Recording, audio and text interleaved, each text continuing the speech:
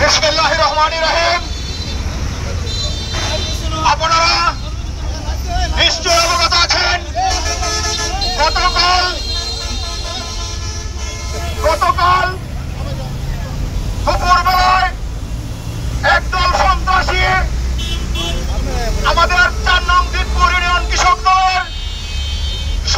সচিব ওয়াসিকুলের উপর হামলা করেছে। আমরা তাৎক্ষণিক খবর পেয়ে ওয়াসিকুলকে আমরা হসপিটালে ভর্তি করি।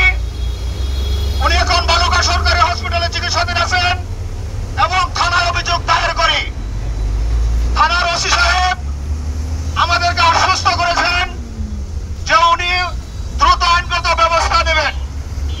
আমরা আমাদের কর্মসূচি চলমান থাকবে।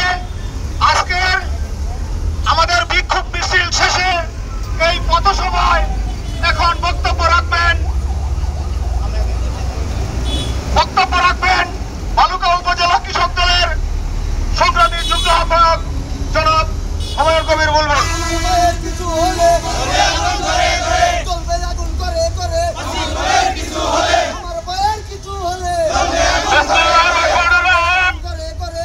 বাংলাদেশ জাতীয়তাবাদী কৃষক দল বালুকা উপজেলা শাখা কর্তৃক আয়োজিত আজকের এই বিক্ষোভ সমাবেশের সম্মানিত সভাপতি, বালুকা উপজেলা কৃষক দলের সংগ্রামী আহ্বায়ক, বারবার কারা নির্যাতিত সাবেক ছাত্র নেতা তারিকুল ইসলাম তারু ভাই উপস্থিত রয়েছেন।